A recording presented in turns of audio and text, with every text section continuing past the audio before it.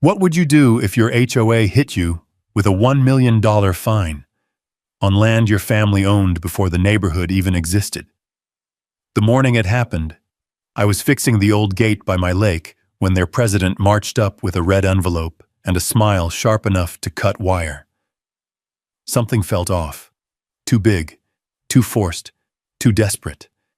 And the moment I opened that notice, I knew they weren't after my fence or my paint. They were after my land, and they thought I wouldn't fight back. The morning had started the way I liked it. Quiet, cool, and slow enough for a man to hear his own thoughts. Down by the lake, the fog was lifting in long, pale ribbons off the water, sliding between the pines like it didn't want to leave. I stood at the old wooden gate that marked the entrance to my property, sanding down one of the crossbeams until the grain showed clean again. The hinges groaned when I moved them, the same way they had when my father was alive, and working on them had always felt like a way to keep his hands close. The lake behind me was still, a sheet of dull silver beneath the rising sun. A few ducks cut across the mirrored surface, leaving quiet ripples that spread and disappeared. Everything smelled like cedar, damp soil, and the cold hint of spring hidden just under the wind. It was shaping up to be a good Montana morning. Then I heard it, the whine of electric tires crunching on gravel. I didn't have to turn around to know who it was. Only one person in the entire Lakeshore Bend community insisted on driving a bright white golf cart with chrome trim and a custom HOA president decal across the front. The sound alone carried the same energy as fingernails dragged across old barn siding. Sure enough, Bethany Reed coasted to a stop behind me in a cloud of dust that had no business trying to look elegant. She sat inside that cart like she was perched on some suburban throne, chin lifted, sunglasses so oversized I could see my whole property reflected in them. Her blonde hair was tied tight, her posture even tighter. She looked at my gate like it personally offended her. "Mr. Cole," she said, stepping out without waiting for me to acknowledge her. "This has gone on long enough." I wiped my hands on my jeans, more out of habit than courtesy. "Morning to you too, Bethany." She didn't smile. Instead, she pulled something out of the cart, something bright red, and held it between two fingers like it was a warning flare. Even from several feet away, the envelope's color cut across the quiet landscape like a wound.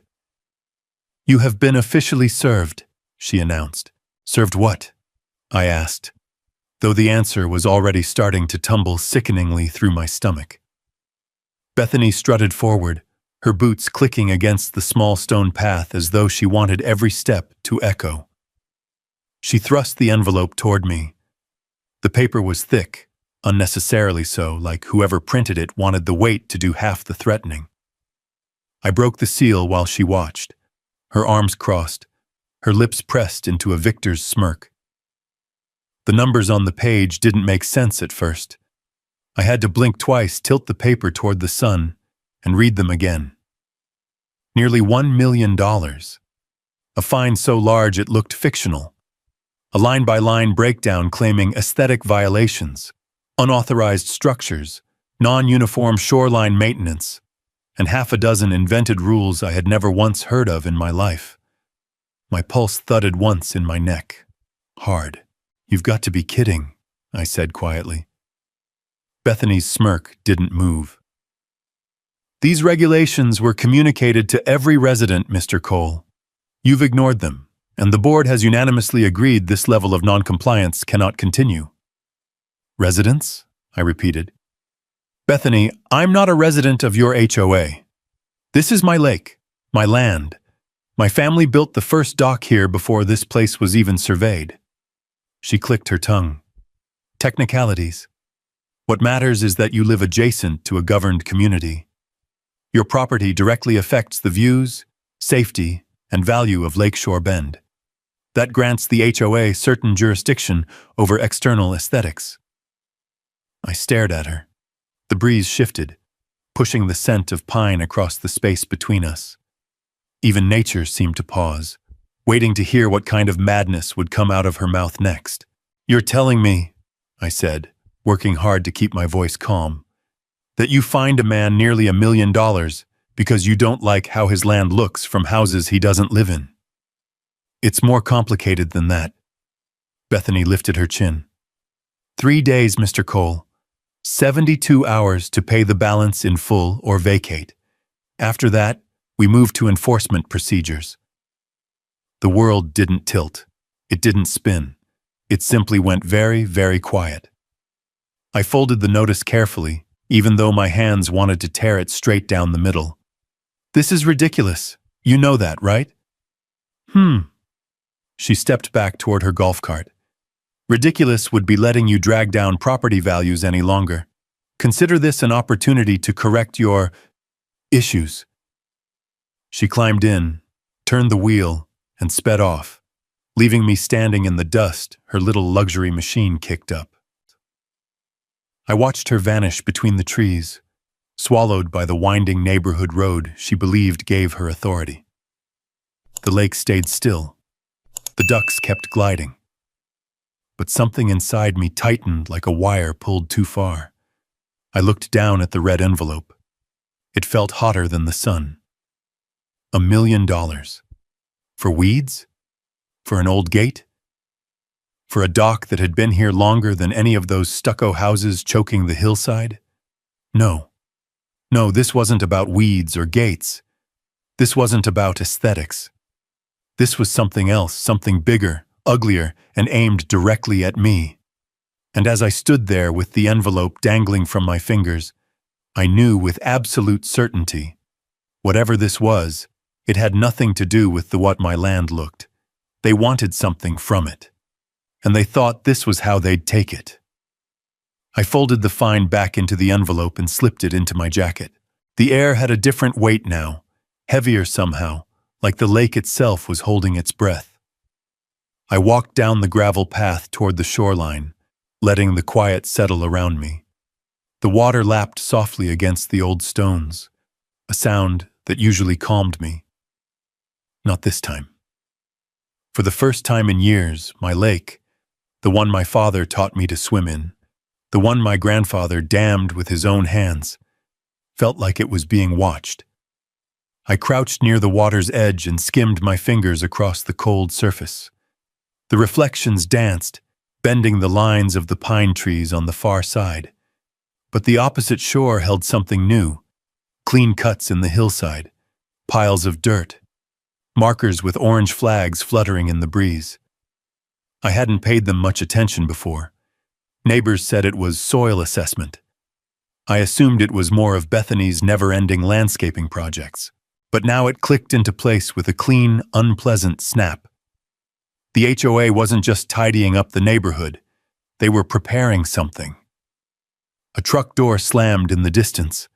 I turned and saw Jim Latham, one of the quieter neighbors, walking toward me, arms shoved deep in his jacket pockets.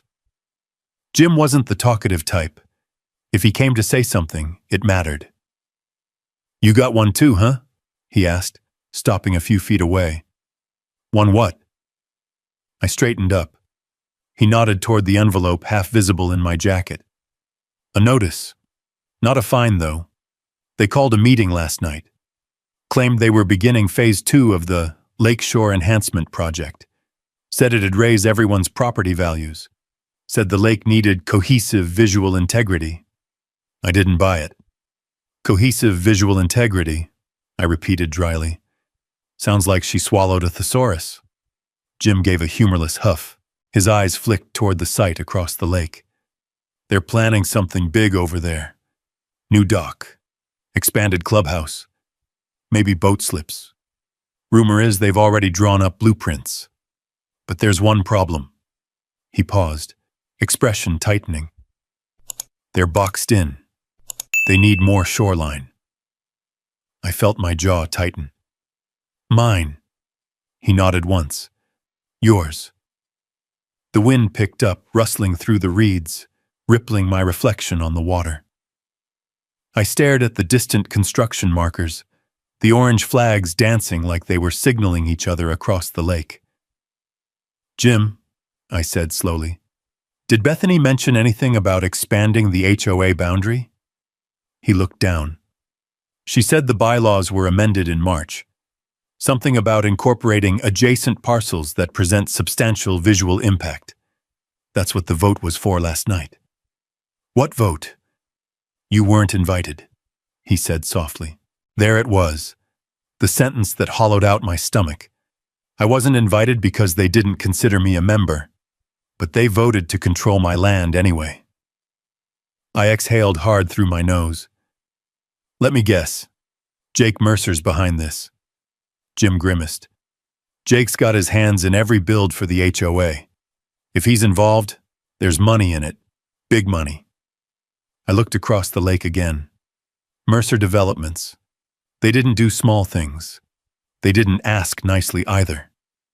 Another gust of wind sent ripples racing across the water, and for a moment the lake looked like it was trying to turn away from what was coming. I appreciate the heads up, I told Jim. He hesitated, then stepped closer. Remy, be careful. Folks say Bethany's been pushing this expansion for months. She wants that new clubhouse so bad she's rewriting the rulebook to get it. And Jake, he doesn't lose. Not ever. I watched him walk back up the path toward the neighborhood, his shoulders hunched like he was carrying something that didn't belong to him.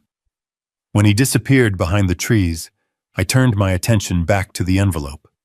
The wind caught its corner, fluttering it against my chest. I opened it again, not because I needed to see the numbers, but because I needed to look at the language. Aesthetic noncompliance, shoreline structure deviations, inconsistent visual appearance, environmental non-cohesion, assessments due for community visual maintenance.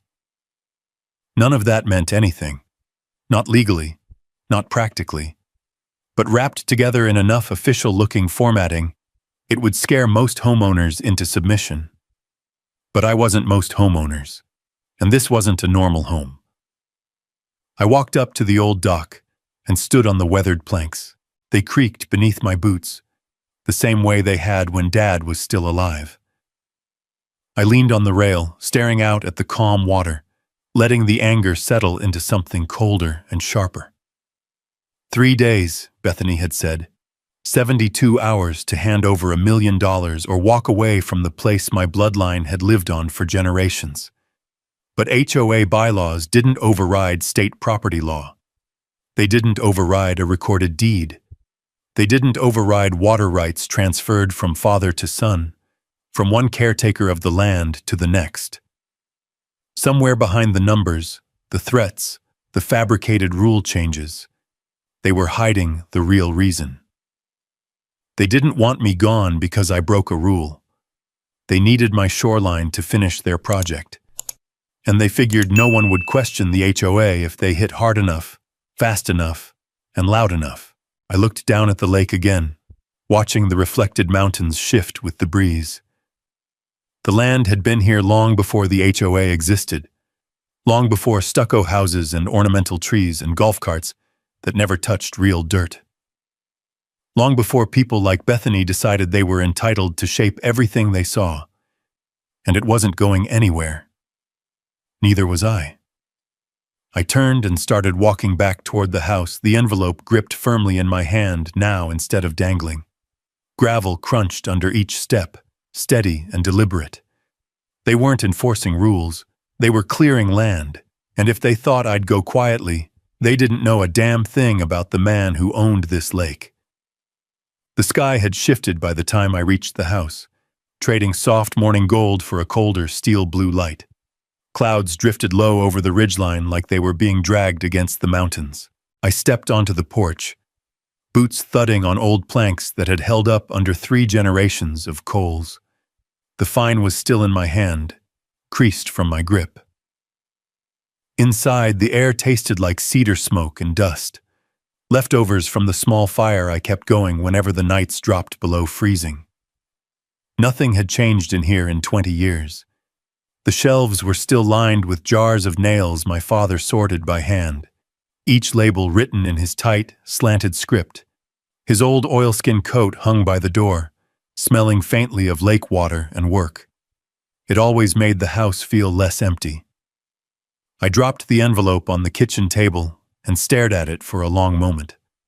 The fine alone was absurd, just a weapon dressed up in administrative language, but something about the timing, the meeting I wasn't invited to, the construction across the lake, all of it pushed against the same quiet nerve in my spine.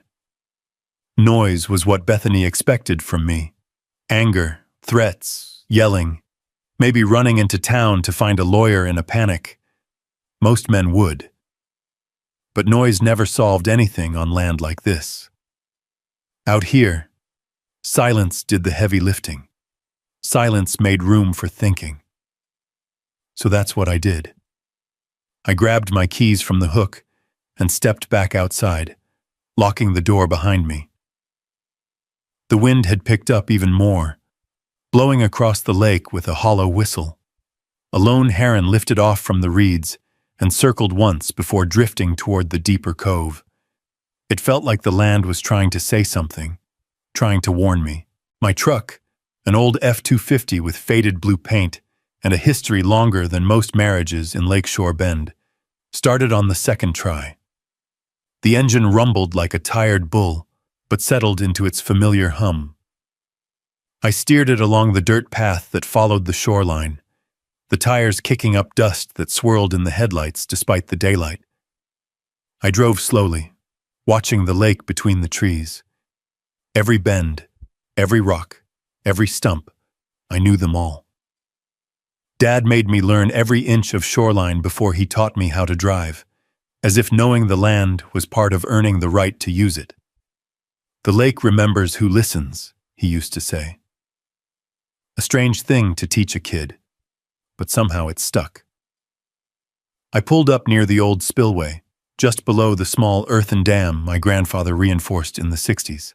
I got out, walked to the concrete edge, and looked down at the water trickling through the outflow pipe. Clear, cold, steady. The lake was alive in its own way, and it was telling the truth even when people didn't. I took out a small level from my pocket, a habit inherited from too many years working land surveys and flood projects around the region. The water line on the stones matched the old elevation markers carved decades earlier. No change. The shoreline, the contour, still the same. So why did the HOA's new maps show my land cutting in like a perfect straight-edged rectangle instead of following the natural curve? Someone had drawn new lines. Not sloppy, I muttered, crouching for a closer look. Intentional. I climbed back into the truck and drove farther along the lakeside, stopping again where the trees thinned and the HOA's new markers were visible straight across the water. Orange flags, metal stakes, survey tape. It all waved in the shifting wind like a warning banner. Except the warning wasn't meant for them. It was meant for me. I took a deep, measured breath, then turned off the truck and just sat there. The quiet pressed in, thick enough that it felt like even the pines were waiting to hear what I'd decide. Noise would have been easier. Anger would have been easier. But silence was what the situation demanded. I went back home, stepping into the workshop behind the house. It smelled like linseed oil, sawdust, and old secrets.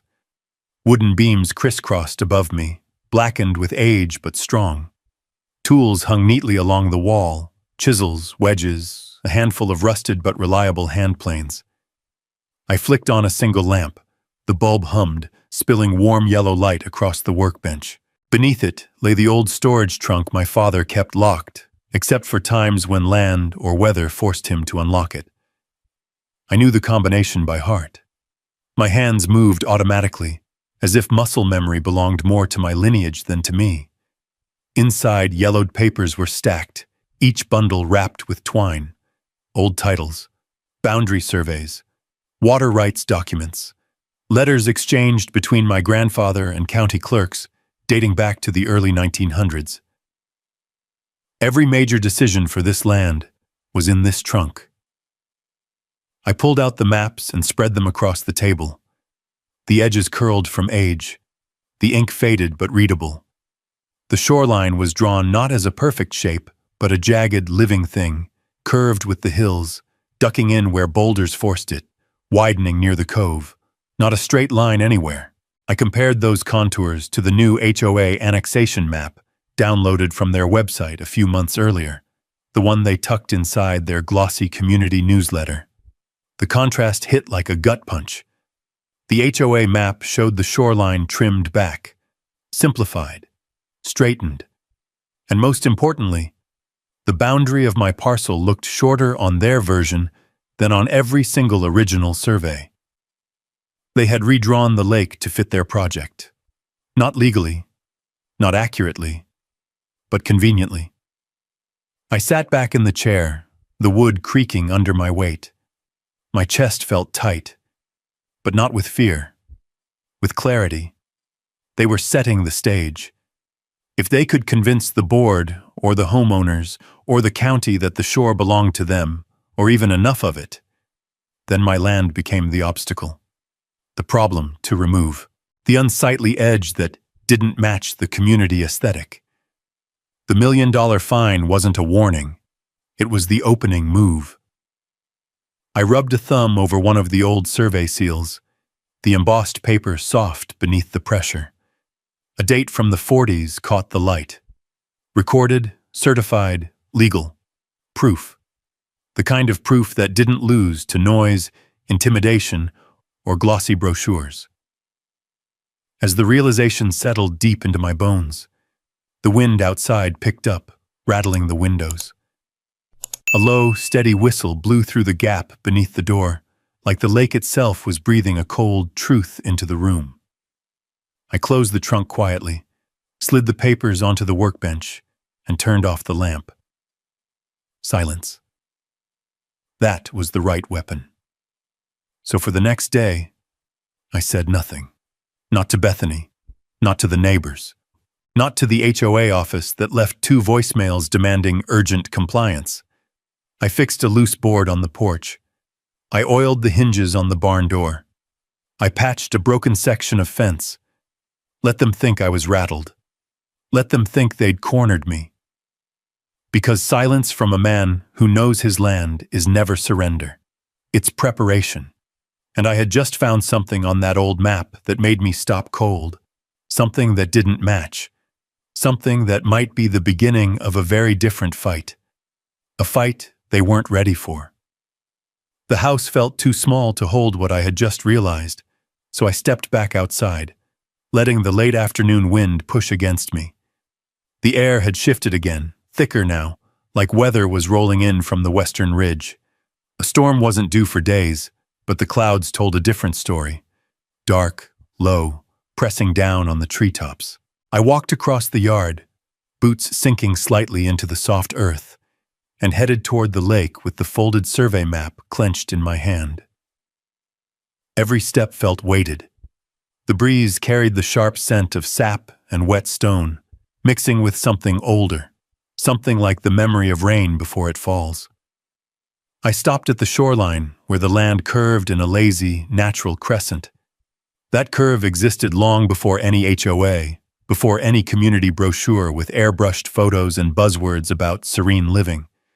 But the HOA's new map, what they used to justify their expansion, showed a straight line cutting across this very spot, slicing off a piece of my property like trimming fat from a steak. Whoever redrew the boundary didn't understand this land, and they didn't know I did. I crouched, running my hand across the damp stones at the lake's edge. Algae clung to the lower ones, exactly where generations of water lines had sat. The groove carved into a larger boulder, my grandfather's mark from 1954, aligned perfectly with the old map. Every sign whispered the same truth. The HOA's new annexed boundary was fiction, and fiction didn't hold up in court. A gust of wind whipped the edge of the map out of my hand. I grabbed it before it tore free, but the force of the wind rattled something loose inside me. Not fear, momentum. I stood and walked fast toward the house, my boots crunching through gravel, my jacket flapping behind me. By the time I reached the porch, I already had my phone out. I scrolled past a few old contacts until I found her name, Sarah Mitchell. I hesitated only a moment. Sarah and I used to work together on water use cases more than a decade ago. She'd left to start her own firm. Sharp mind, good heart. Knew land the way ranchers knew cattle and the way engineers knew steel. I tapped the call button. She answered on the second ring. Remy? Haven't heard from you in forever. Everything all right? No, I said plainly. I need your help. There was a beat of silence. Tell me. I stepped inside the kitchen, spreading the old survey map on the table, letting the fading daylight fall across it. The HOA next door hit me with a $1 million fine. They're trying to annex my shoreline. They've redrawn maps, illegally, and they're preparing to build something on land that isn't theirs. Redrawn how? Her tone sharpened immediately. Straight lines where natural curves should be. Their new diagrams cut 28 feet into my parcel. I've got surveys dating back almost a century to prove the original boundaries. Send me pictures, she said, all of them. I snapped photos of the old maps, one by one, careful to capture the embossed seals, the handwritten notations, the grain of the aged paper. The sound of the shutter echoed in the quiet kitchen, like little hammers tapping nails into the future. I sent everything, then waited. Thunder muttered far off in the mountains.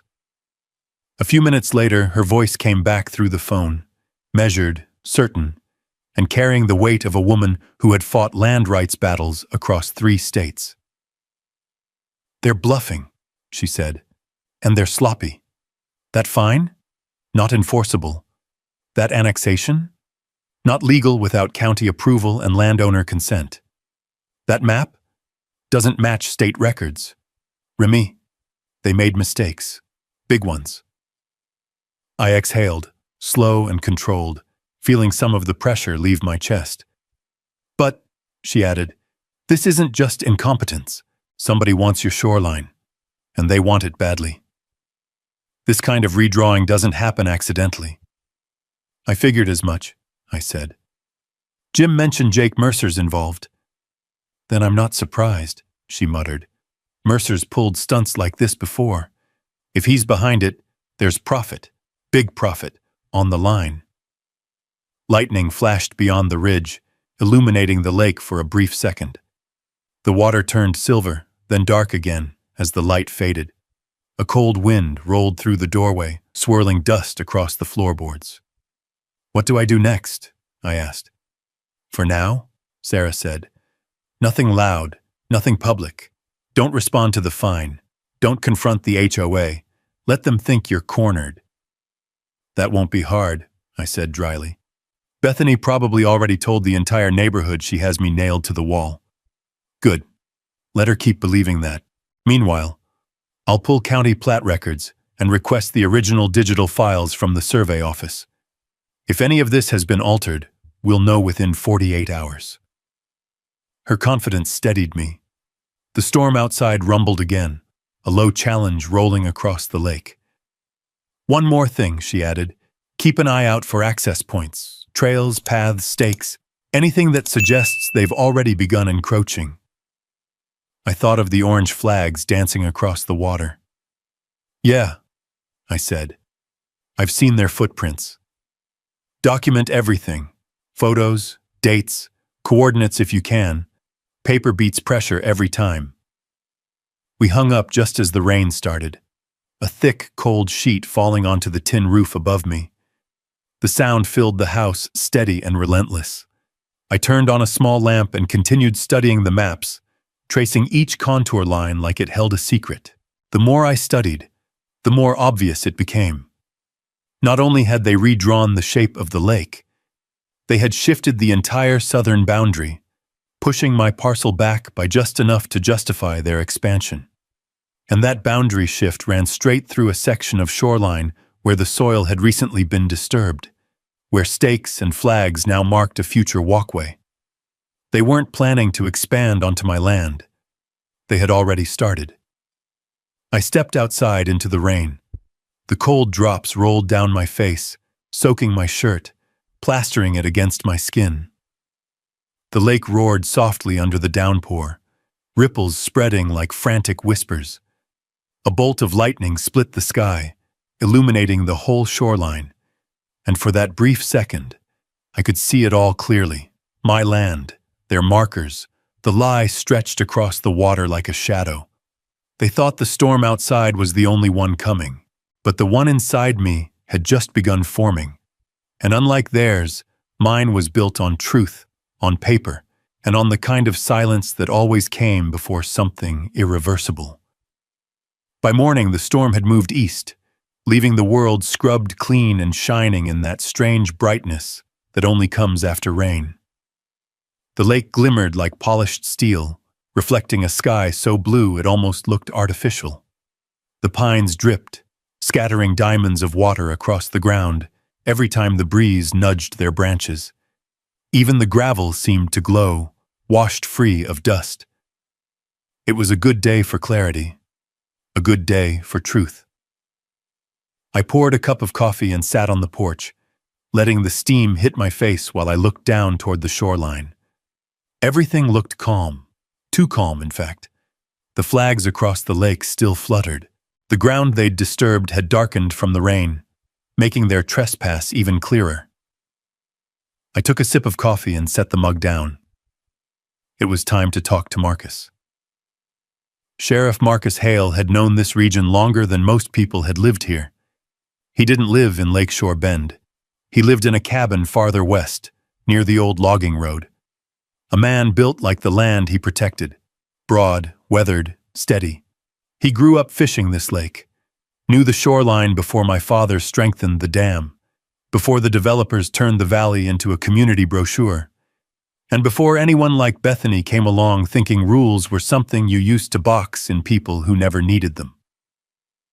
I drove out to the sheriff's substation, a squat building on a rise overlooking the highway. A row of county trucks sat parked out front, their hoods streaked with dried mud. I could see Marcus through the window, filling out paperwork at his desk.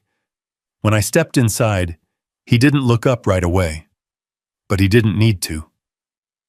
"Knew you'd show up today," he said, his pen still scratching across the page. "Storm last night told me something was coming." "You reading the weather or the people again?" I asked. "Same thing around here." He set his pen down and finally met my eyes. "What did they do?" I pulled the envelope from my jacket and set it on his desk. He opened it, scanned the first page, and let out a long breath through his nose. "$1 million? For weeds and shoreline non-uniformity?" He shook his head. "That's not enforcement. That's intimidation with a blazer on." "You're not wrong," I said. "It's part of something bigger." His eyes narrowed. "Tell me." I unfolded the old survey map I'd brought with me and set it beside the fine. Then I pulled up photos on my phone, pictures of the lake, the shoreline, the stakes, the orange flags. Marcus leaned forward, elbows on the desk, studying everything with the kind of focus that made his badge look heavier. "They moved the boundary," he murmured, tapping one corner of the HOA's map. "Shifted it 5, maybe 6 yards into your side. Enough to justify walkway access." He looked at me. "Enough to justify building something." "They already started," I said quietly. "Those stakes show where they want their new shoreline path." Marcus sat back slowly, eyes darkening like clouds reforming over the mountains. He rubbed the side of his jaw, a habit he had whenever something wasn't sitting right. "Remy, I patrolled this lake before half those houses existed. Your family's property line hasn't changed an inch. I've seen the original plats from the 50s. I remember when your father rebuilt the dam. And I sure as hell remember the county signing off on your grandfather's shoreline rights." "I know," I said, "but they don't care." "Oh, they care," he said, "just not in the way the law wants them to. They're banking on noise, on the board backing them, on the community not asking questions." We both knew he was right. "What happens," I asked, "if they try to enforce this fine?" He gave a humorless laugh. Absolutely nothing. They can't place a lien on land they don't govern, and they can't evict someone from property they never had authority over. But that won't stop them from trying to scare you into thinking otherwise. Mercer's involved, I said. Marcus's expression hardened. That explains a lot. He stood up, motioning for me to follow.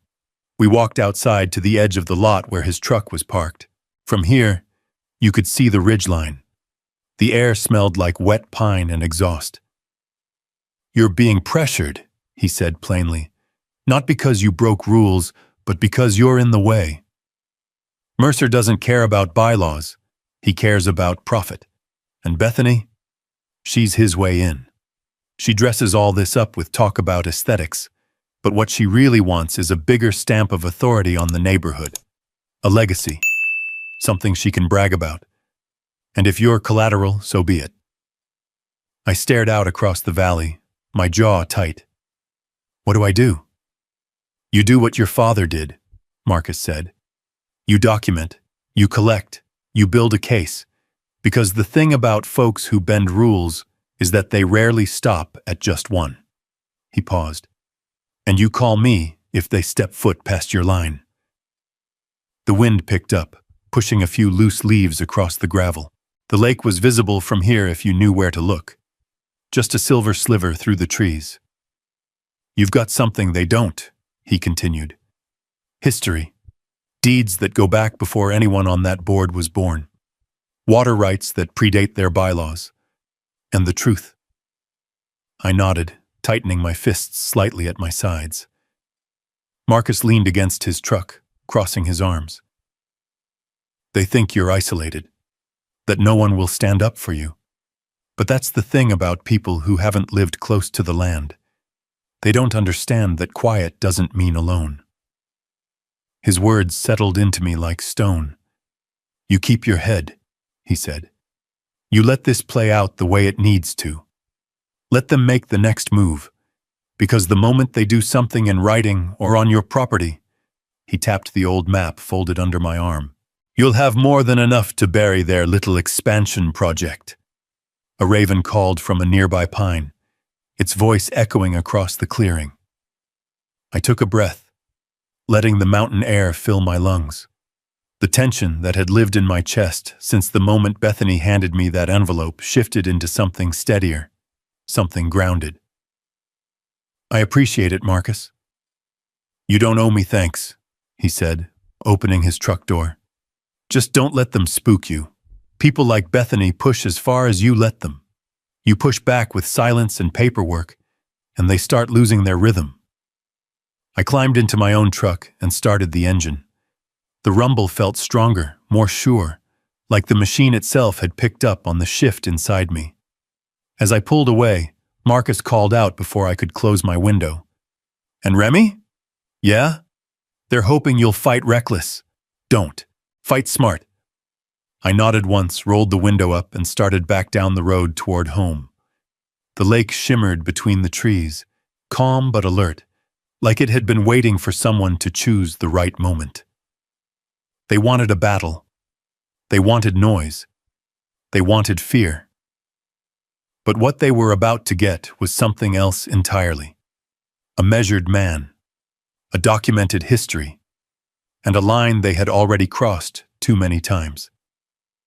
The land remembered, and soon, very soon, the HOA would learn what that meant. By the next morning, the storm clouds had thinned into streaks of gray, leaving dew clinging to the grass like tiny mirrors. Every sound felt sharper in the cool air. The distant drumming of a woodpecker, the rustle of wet pine needles, the soft lap of the lake against the stones. I stood on the porch with a thermos of coffee, watching steam coil into the chill as the world traded night for day. I had slept lightly, the kind of sleep where your mind keeps turning long after you've shut your eyes. The fine, the maps, the stakes in the ground. I replayed it all until first light crept across the hills. And when it did, I knew exactly what had to happen next. They wanted to redraw lines on office paper. Fine. I would redraw them on the land itself. I took another sip of coffee, then set the thermos on the porch rail and walked toward the workshop. The door creaked open, releasing the familiar smell of sawdust, old varnish, and rain-damp wood. My father's tools hung neatly on the wall, everything from chisels to levels to a pair of steel stakes he kept from his surveying days. I picked up the stakes first. They were heavier than they looked, worn and darkened from years in the back of his truck. I grabbed a mallet, a long measuring tape, and the rolled survey map, tying the bundle with twine so I could carry it in one hand. My jacket was still damp from yesterday's storm, but it would do. The wind met me the moment I stepped outside, tugging at my sleeves and carrying a faint smell of pine resin. Clouds drifted low, threatening another round of rain later in the afternoon. But I didn't need all day. I only needed a few hours. I walked down the slope toward the shoreline, the ground soft beneath my boots. The lake stretched out like a sheet of tarnished silver. On the opposite side, the HOA's orange flags were already stirring, as if they were waking up too, ready to keep staking their claim. But the thing about flags is simple. Anybody can plant one. Stake the wrong one, though, and it becomes evidence. When I reached the shoreline, I unrolled the old survey map and weighed down the corners with stones. The ink had faded in places, but the boundary line was still clear. The elegant curve of the land, drawn by a surveyor who had walked every inch with instruments instead of software. I matched the first marker to the map, kneeling to brush away wet leaves and mud. The earth here was dark with moisture, cool under my fingertips. I drove the first steel stake into the ground with a sharp, ringing thud. The sound echoed across the lake like a warning bell. One down. The next marker sat farther along the shoreline, near a cluster of boulders that had stood unmoved for decades. The ground was firmer there, and the air smelled of moss. When I hammered in the second stake, small clumps of dirt jumped with each strike, the metal singing out against the quiet morning. The third stake took longer. It was near a patch of soil that had clearly been disturbed, looser, lighter, too smooth around the edges. I crouched, brushing aside a thin layer of leaves. Footprints, multiple sets. Fresh. They had been here, maybe hours before. The hairs on the back of my neck lifted with the cold. I didn't erase the tracks. I didn't cover them. I just set the third stake exactly where the survey map placed the boundary, hammered it down, and stepped back. The red of the metal gleamed in the gray light. 3 stakes. 3 pieces of physical truth. I rolled up the map and stood there for a long moment, letting the lake's silence settle over me. The breeze picked up again, and the surface of the water rippled outward, soft circles breaking against the stones. Behind me, the crunch of tires on gravel interrupted the quiet. I turned. A black SUV with HOA decals slid into view at the top of the hill, stopping beside the old pine stump. 2 people stepped out. One board member I recognized, and one I didn't. They both wore light jackets and carried clipboards with the kind of stiff posture only people who avoided real work seemed to have. The woman I knew, Phyllis, cupped one hand over her eyes to block the morning glare. "Mr. Cole?" she called out, voice tight with forced politeness. "What are you doing on the shoreline?" I kept my voice even. "Setting legal boundary markers." The man beside her frowned. "Under whose authority?" "My deed," I said, "and the state surveyor's office if you'd like to check." They exchanged a quick look, the kind of look people give when the script they rehearsed suddenly doesn't apply. "You can't place unauthorized structures in view of HOA property," Phyllis said, recovering quickly. "It violates nothing," I cut in gently. "It violates nothing. These are markers, on my land, on boundaries certified by the county since the 1940s. The man stepped forward, eyeing the stakes. "These interfere with planned community improvements. They interfere with illegal ones," I replied. He stiffened. Mr. Cole, are you refusing to comply with the citation you were given? I'm acknowledging what the law already states, as I said, and clarifying it where anyone with eyes can see. A bird screeched overhead, a hawk gliding across the tree line. The man flinched at the sound. I didn't. Phyllis inhaled sharply, then exhaled through her nose. Bethany will hear about this.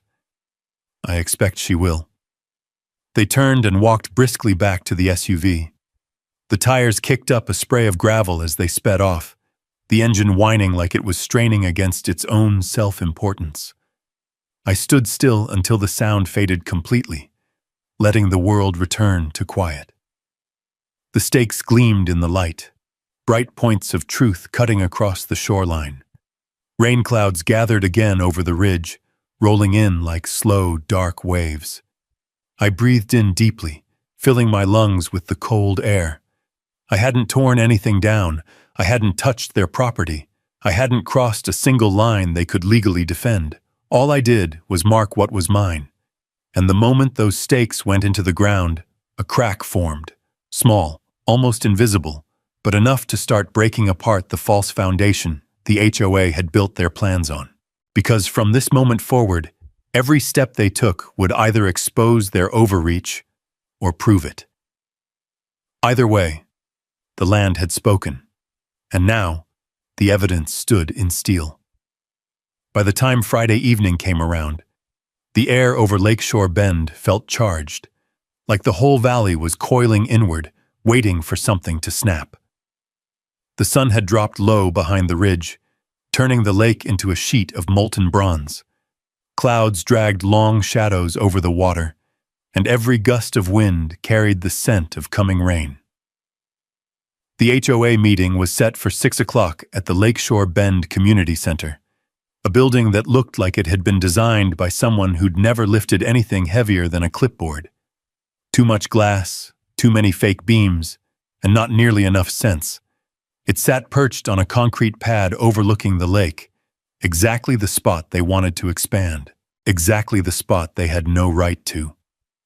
I parked my truck along the gravel shoulder just outside their precious resident-only lot. The engine ticked as it cooled, the sound small but steady, like a heartbeat pacing me. I grabbed the folder Sarah had sent back, 40 pages of certified records, county plats, and original boundary surveys. The paper felt heavier than it should have, as if truth itself weighed more when you carried it with purpose.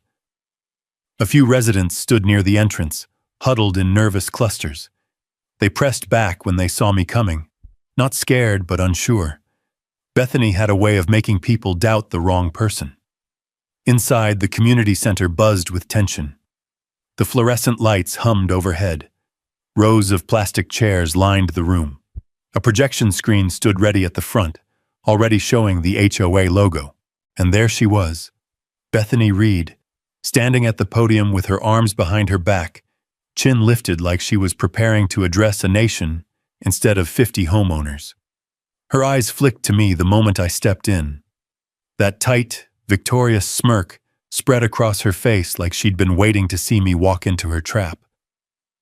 "Mr. Cole," she announced, voice echoing too loudly through the speaker system. "Glad you could join us. This concerns you greatly." "Yeah," I said calmly. "I figured." Board members sat behind her. Phyllis, Mark, a couple others whose faces blurred together in a haze of matching authority. And in the corner, standing with his hands shoved into his pockets like he owned the place, was Jake Mercer. Of course he was here. The man liked to watch the world bend around him. Bethany rapped a gavel against the podium. "Let's bring this meeting to order." The room settled into a tense hush. Even the lights seemed to buzz quieter. "As you all know," she began, "our community has been struggling with a persistent issue of non-compliance from a neighboring landowner." She turned slightly toward me without actually looking. "Whose actions continue to diminish property values, obstruct community development, and violate the standards we work so hard to maintain." She clicked a remote. A slide popped up showing a photo of my shoreline, cropped, zoomed, and framed in a way that made it look like a neglected mess. Murmurs rippled through the room. "This," she continued, "is in direct violation of the updated lakeshore aesthetic requirements approved by the board in March. Furthermore, Mr. Cole has inserted unauthorized metal stakes into the ground, disrupting the visual harmony and impeding our planned lakeshore enhancement project." I let the room absorb it. Let the murmurs grow. Let her build her tower as high as she wanted, because she didn't realize that one piece of paper could topple everything she had stacked. Bethany lifted her chin. "We are here to determine whether the board should proceed with legal enforcement, increased fines, and potential land use escalation." Jake leaned back, arms crossed, wearing that smug developer calm, the kind you only get when you think every problem is one zoning approval away from disappearing. Bethany nodded at me. "Mr. Cole, you may respond." I walked up the aisle slowly, boots echoing softly on the wooden floor. Every eye followed me. I reached the microphone, adjusted it slightly, and set my folder on the podium. "Thanks for giving me the floor," I said. My voice sounded steady, even to me. "Since we're talking about boundaries, I brought something that might help everyone understand what's actually at stake." I opened the folder and held up the first document. This is the original 1946 state-certified survey of my property. It includes shoreline contours, elevation marks, and boundary notations that haven't changed in nearly 80 years. Bethany stiffened. I clicked the projector remote I'd brought with me, one Sarah insisted I use. The screen shifted to the scanned image of the map. Several residents leaned forward. The lines were clear, precise, organic, as nature intended. I laid the second sheet on the podium. "This," I said, "is the county-verified plat from 1978. Same boundaries, same shoreline, same property line." More murmurs. I clicked again. The screen now showed the HOA's annexation diagram, the one from Bethany's newsletter. But this time, I had digitally overlit the boundary shift in red, revealing the exact 28-foot encroachment. The shift was obvious. The cheat was undeniable. A wave of whispers swept the room. Bethany's eyes widened for half a second, just long enough for me to see the panic flicker beneath her practiced calm. She turned toward the board as if silently ordering them not to react. But it was too late. Then I said the line I'd been waiting to deliver. "And that new walkway? The one your survey flags are marking out?" I paused, letting the silence stretch tight. "It isn't on your land." The room went still. Jake straightened in his chair, expression tightening for the first time all night. I clicked the remote again. This time, the screen displayed high-resolution photos I'd taken that morning, stamped with GPS coordinates. Each photo showed the HOA's construction flags planted well past their boundary line, directly on my property. Gasps broke out across the room. One resident stood. "Is that allowed?" "No," I said simply. "It's called trespassing." Bethany slammed her gavel. "These images could be doctored." "Then you'll be happy to know," I replied evenly, "that the sheriff's office already saw them. Marcus Hale confirmed the original boundaries personally." That landed like thunder in a church. Everyone in that room knew Marcus, knew his reputation, knew he didn't involve himself unless something had gone very wrong. Bethany's hand trembled slightly around the gavel. Jake shot her a sharp look, one that said she'd lost control of the room, and he knew it. I lifted one final document from the folder, the real kicker. "And since your board filed a fine based on fictitious boundaries," I said, "I've prepared a formal request for county review of all HOA mapping changes performed this year." A collective inhale swept the room. County review meant audits. Audits meant scrutiny. Scrutiny meant exposure. And exposure was the one thing Bethany and Jake couldn't afford.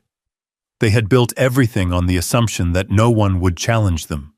that no one would come armed with the truth. I placed the document on the podium and stepped back. For a full 5 seconds, no one moved. No one spoke. Even the projector hummed quietly, as if it was afraid to interrupt. Then, one by one, people turned toward Bethany. Not at me. At her.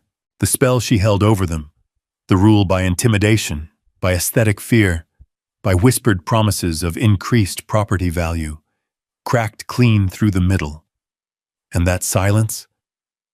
That silence was louder than any accusation. Because there's nothing more damning than a room full of people finally seeing the truth they'd been avoiding. And in that heavy stillness, where all the power she'd manufactured drained out through the cracks, I knew one thing. This fight had just shifted sides, and Bethany Reed felt it too. She stood frozen behind the podium, knuckles white on the gavel, eyes darting left and right, as if trying to find some invisible escape hatch. The room had turned on her, not loudly, not violently, but in that quiet way that made the air feel heavier, as if the walls themselves were waiting to see what she'd say next. I didn't rush. I didn't raise my voice. I didn't need to. I reached down into my folder again, the paper sliding against my fingers, crisp and cold like a winter wind coming straight off the lake. Since we're talking about responsibility, I said, my voice steady, I brought something else. I laid a single document on the podium, face down. The weight of the room tightened again. Curious, cautious, expectant. Bethany swallowed hard. Even from 10 feet away, I could see her throat move. "What is that?" she demanded, though her voice lacked the conviction it usually carried. "A bill," I said simply. "Since you brought me one, I figured it was only fair I brought one back." I flipped it over and held it up to the projector so it filled the entire screen behind me. A formal notice. Itemized, clear as day. Unauthorized use of private property, 12 years. Lakefront encroachment. Easement violation. Interference with riparian rights, trespass, by constructed structure, environmental impact fees. Total due, $1,487,600. The room let out a collective gasp, like oxygen had been punched out of it. I heard a chair scrape. Someone muttered, "Oh my God." Another person whispered, "That's more than her fine." Bethany's face drained to a pale, chalky white. "This is absurd," she snapped. "You can't fabricate." "I didn't," I said quietly. "Every figure on this document comes from state codes, from county enforcement guidelines, from public land use valuation tables." I tapped the bottom line. "And from your own HOA fee structure." That last part hit harder than anything else I'd said all night. Because it wasn't an exaggeration. It wasn't a bluff. It was pulled directly from her playbook. "So," I continued, "if you believe a homeowner should be fined $1 million for a fence that doesn't match your preferred shade of off-white." I paused, letting the weight settle. "Then you should be perfectly fine compensating a landowner for 12 years of trespass." Jake Mercer's jaw tightened. He leaned over to whisper sharply into Bethany's ear. She stiffened, but didn't respond. A man in the second row stood. "Is this true?"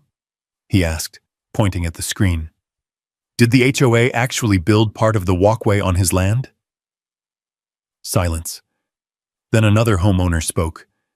"We were told the entire lakeshore was HOA land." "We were told wrong?" someone else said. A low rumble of frustration spread. It wasn't anger yet, not fully, but the spark was there.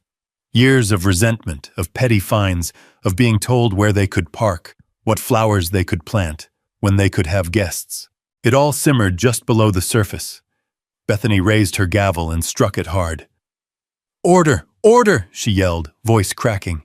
"We will not allow baseless accusations to—" "Baseless?" I asked. "Funny. That's the same word you used in the notice you taped to my gate. The one threatening foreclosure if I didn't pay by Monday." Someone gasped. Bethany snapped her gaze toward me, breathing fast. A woman stood up in the back. "You threatened foreclosure over a fence," she said, voice shaking. "Are you kidding me?" A man near the aisle added, "My son got fined $300 because his kayak wasn't the right color. Is that going on someone else's property too?" Now anger began to grow. Not wild, not uncontrolled, but in that collective way townspeople get when they realize they've been tricked. Bethany tried again. "This is all a misunderstanding." "No," I said calmly. "This is a pattern." Then I tapped the screen with the document still projected. "And I haven't even added interest." Gasps again. A few homeowners murmured, "Interest on what?" "This is crazy." "She's done." Jake stood suddenly, the metal chair scraping harshly against the tile. "This meeting is being derailed," he announced, trying to regain control. "Mr. Cole is making threats." "No," I said, turning toward him. "I'm making an invoice." I let my words land, then added, "You know, the same thing your partner filed against me." Jake flinched. A tiny movement, but enough to show the strike had landed. Bethany's voice cracked again. "This is harassment." "It's symmetry," I replied. "You brought me a fine. I brought you a bill. The difference is, mine is rooted in real boundaries, real land use and real ownership." The projector hummed behind me, illuminating the numbers on the screen like a courtroom revelation. I stepped aside and let the homeowners look at it without obstruction. The longer they stared, the louder the room grew. One woman stood. "Are we liable for that?" Bethany's head snapped toward her. "No, of course not!" A man near the front spoke angrily. "Then who is?" Silence. Long, cold, telling silence. I closed the folder slowly, letting the sound of paper on paper cut through the tension. "I'm not here to ruin anyone," I said, voice softer now but firmer than ever. "I'm not here to tear down your clubhouse or shut down your community, but I won't be bullied off land my family has cared for since before this HOA existed, before this development existed, before some of you even moved to this state." I took a breath. You all know what right looks like, and you know what wrong feels like. Behind me, the number still glowed across the wall. Red text on white paper, a mirror image of the envelope Bethany had slammed into my hand earlier that week. "But I'll tell you this," I said finally, lifting my eyes to the room. "If someone tries to take my land with bad paperwork, I'll answer with good paperwork. If someone tries to find me out of my home, I'll invoice them out of their lies." I stepped away from the podium. "And if someone plans to use my shoreline for their expansion project," I looked at Jake, straight on, "they'll pay for every inch of it." The room erupted, not in chaos, not in shouting, but in a collective awareness that the narrative had changed. The victim was no longer me, and the villain was no longer hidden. For the first time all night, Bethany Reed no longer looked angry. She looked scared. I picked up my folder, nodded once to the homeowners nearest me, and walked back down the aisle as the board scrambled to regain control.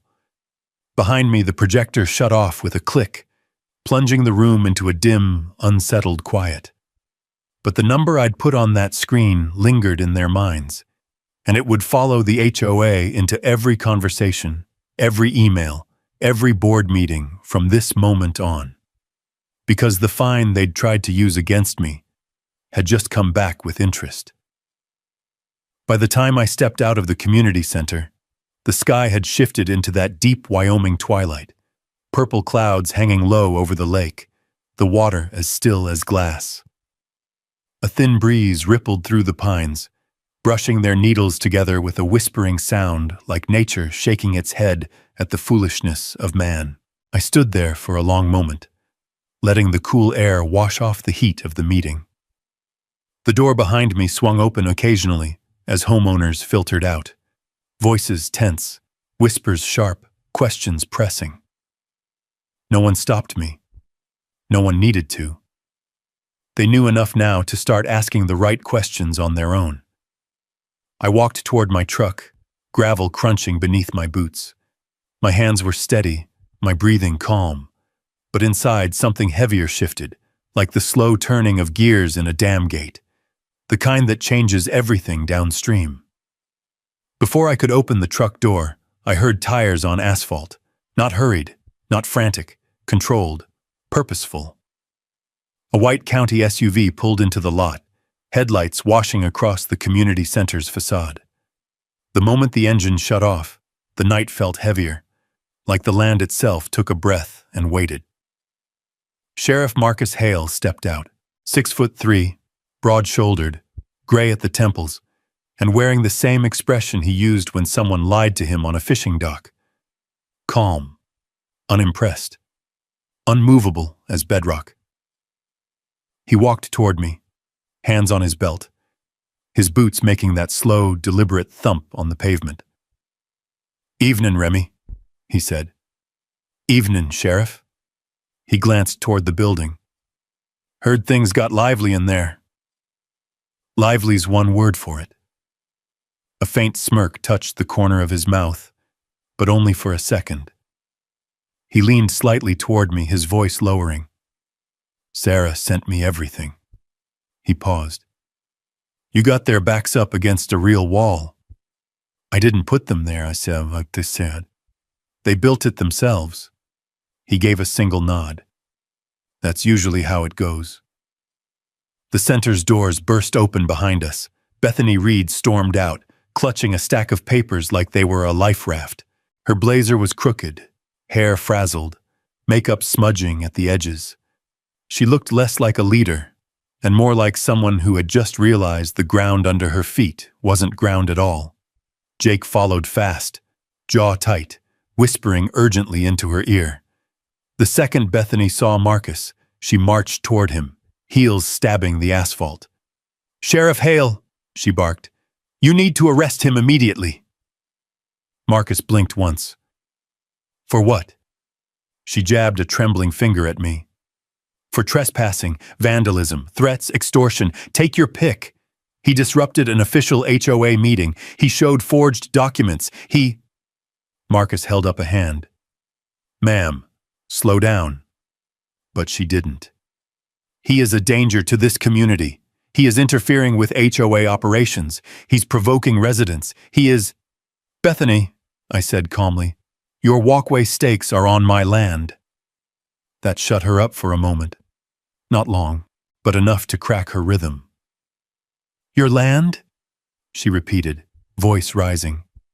"Sheriff, this man is delusional. The HOA surveyed that shoreline. It's ours. Our legal team confirmed it. Our bylaws cover the entire lakefront. He doesn't get to just show up with his own homemade map." "Not homemade," Marcus said, voice firm but flat. "County recorded. State original." He shifted his weight. "And the office verified the coordinates this afternoon." Bethany froze. Jake's expression collapsed inward, the way a structure does when its support beams rot from the inside. "No," Bethany whispered. No, that's not possible." Marcus took a deep breath and reached into his jacket. "Ma'am," he said, pulling out a folded document, "I'm here on order from the county judge." Bethany took a half step back. "This," Marcus continued, unfolding the paper, "is a temporary injunction, effective immediately. All HOA activity on the disputed land is suspended until the court makes a final ruling." Her mouth fell open. "Suspended? You can't suspend an HOA. That land is ours." Marcus didn't raise his voice. He didn't need to. Not according to the boundary evidence, and not according to state riparian rights. The wind gusted then, pushing a cold wave across the lake. The flagpole rattled. Nearby porch lights flickered on across houses one by one, as if the whole neighborhood was waking up. Bethany pointed at me again, desperate. "This is orchestrated. He planned this." "Ma'am," Marcus said, "please take your hand down." She didn't. So he took a slow, steady step toward her, enough to make her arm fall. Jake finally spoke. "Sheriff, this is an overreach. You can't shut down an HOA over a boundary disagreement." Marcus exhaled, long and tired. "You're right," he said. "I can't." Then he tilted his head. "But the district judge can, and did." Jake's face drained of color. "And," Marcus added, "the county attorney opened a review into the HOA's amended bylaws." He paused. "Specifically the ones you passed without community vote." A wave of murmuring rose from the homeowners gathered at the edges of the lot. People who had stepped out after overhearing Bethany shouting. "What review?" someone called out. "What bylaws?" another demanded. Bethany's voice cracked. "Everyone, please go home. This is just a misunderstanding." "It is not," Marcus cut in. "And until the investigation is complete, you are ordered to cease enforcement of all fines related to the lakeshore." His eyes hardened, including Mr. Cole's. Bethany stared at him like he'd just ripped the floor out from under her. The wind stilled. The lake fell silent. Even the distant hum of the highway faded. Then Marcus folded the injunction, tucked it back into his jacket, and turned to me. "You did the right thing bringing this forward," he said. "Let the system handle the rest." I nodded. "That's the plan." He tipped his hat, then walked back to his SUV, boots steady against the gravel. When he pulled away, the headlights swept across the community center, casting long shadows behind Bethany and Jake, silhouettes of two people who had just realized they were no longer holding the reins. Residents gathered closer, whispering, questioning, unsure who to believe now that the sheriff had spoken. Bethany tried to shout something, to reclaim control, but her voice cracked halfway through, and the words scattered like dust in the wind. Jake pulled her by the elbow, urging her toward the parking lot, but she resisted long enough to turn and glare at me. "This isn't over," she hissed. I looked at her calmly. "You're right," I said. "It isn't." Because now the law was watching, and the land had finally chosen a side, one that wasn't hers, one that had always been mine. By the time dawn broke the next morning, the lake looked untouched, like nothing had happened, like no injunction had been served, like no $1 million threat had been thrown across my gate. But the silence was different, not the kind born from fear or pressure, the kind that comes after a storm has spent itself, the kind that finally lets a man breathe. I stepped out onto my porch with a mug of black coffee. The boards creaked under my boots, the same creak they'd had since my father fixed them in '92. I looked out across the water, watching the first finger of sunlight reach over the ridge and touch the surface. The lake didn't care about bylaws, fines, or HOA presidents. Water had a way of remembering truths people tried to bury. Today was the day I met the interim board. Not to fight, not to argue, not to win. To end it. For good. I drove down the gravel lane toward the HOA clubhouse, a building that seemed smaller now, its grandeur pulled back like a curtain that had exposed too much. Cars were already parked crookedly along the curb, homeowners milling around in uneasy conversation. Some nodded at me, some stepped aside, some whispered, but not one person looked through me anymore. That was new. The new board sat in the glass-walled conference room, Tom Jennings at the head, flanked by two members who looked like they hadn't slept. Papers were stacked everywhere, folders splayed open. A projector cord dangled uselessly from the ceiling, abandoned from last night's chaos. Tom stood when I came in. "Mr. Cole," he said with a nervous swallow, "thank you for meeting with us." I took a seat without a word, not out of pride, out of exhaustion. You can only carry so many storms before your bones ask for quiet. Tom pushed a single paper across the table. "This is our offer," he said. A structured settlement for, well, everything. The amount was small, too small to insult me, but small enough to show truth. They were broke. The fraud investigation had gutted their accounts. The injunction froze the rest. I didn't touch the paper. Instead, I pulled a different document from my jacket, written on yellow legal paper in Sarah's precise handwriting. No threats, no tricks, no traps, just terms. The cross-lease agreement, Tom read aloud, eyes widening, is 99 years, $1 a year, full acknowledgement of your deed, dissolution of the aesthetics committee. He blinked. You're giving this to us? I'm not giving you anything, I said quietly. I'm giving myself peace. What you do with it is up to you. One board member wiped her eyes. Another leaned back, relief pouring off him like he'd stepped out of a burning building. Tom cleared his throat. Mr. Cole, Remy, this is generous. More than we deserve. Maybe, I replied. But you're not the ones who tried to take my land. Somewhere in that room, Bethany's absence felt louder than her presence ever had. Tom nodded. We'll sign it right now. And they did. All three. Hands shaking, breaths unsteady, but each signature settling the dust a little more. When they pushed the agreement back to me, I signed my name with the old brass pen my father left me, the ink soaked into the paper like the land itself was drawing the line closed. Thank you, Tom whispered. I stood. Take care of your people, Tom. That's your only job now. When I stepped outside, the air was brighter, lighter.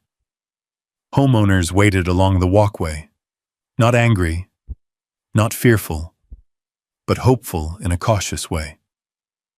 A woman reached out and touched my arm.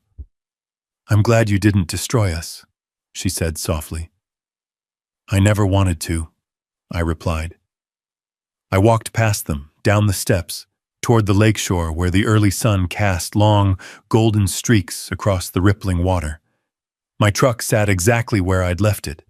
Dust settled on the hood in the shape of pine needles blown from the trees above. But something made me stop before climbing inside.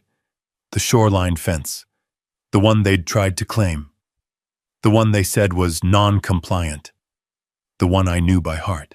It stood untouched, but the land around it had shifted in meaning, not physically, spiritually, legally, historically. It was mine again. Completely. Slow footsteps approached behind me. I didn't have to turn to know who it was. Sarah had a way of walking that never broke the peace around her. Congratulations, she said, stopping beside me. Most people would have taken their money and run. I don't need money, I said. No, she agreed. You need quiet. She reached into her bag and handed me a cardboard envelope. I opened it gently. Inside was the voided fine. The same red envelope Bethany had slammed into my hand days ago. But now it had a county stamp across the front. Invalid. Closed. I stared at it for a long moment, the paper lifting slightly in the breeze. It no longer felt heavy. It felt like a shed layer, like bark peeling away to reveal healthy wood beneath. You could frame it, Sarah said with a smile. I will, I replied. She left a moment later, promising to stop by with the finalized court documents. I watched her car pull away, the tires crunching softly until the sound faded into the hum of morning insects. The lake glittered. The wind shifted. The valley breathed again. I walked down the embankment and into the shallow water, boots sinking slightly into the cool mud. The reflection of the sky shimmered between reeds. A dragonfly hovered over the surface, wings catching the sun like bits of glass. This land had carried my father, my grandfather, and now me. No HOA rulebook could overwrite that. No developer could redraw it. No fine could bury it. No threat could uproot it. Some land isn't meant to be bought or tamed. It's meant to be protected. I knelt, dipped my hand into the lake, and let the cold water run across my palm. I didn't take their land, I murmured to the quiet morning. I took back my peace. And for the first time in years, the land felt peaceful in return. Sometimes standing your ground isn't about winning. It's about reminding the world that your home has a heartbeat. If you've ever dealt with an HOA or fought for what's yours, drop a justice in the comments. And if you'd like more stories about land, dignity, and the folks who don't back down, I'd be glad to have you stick around and subscribe.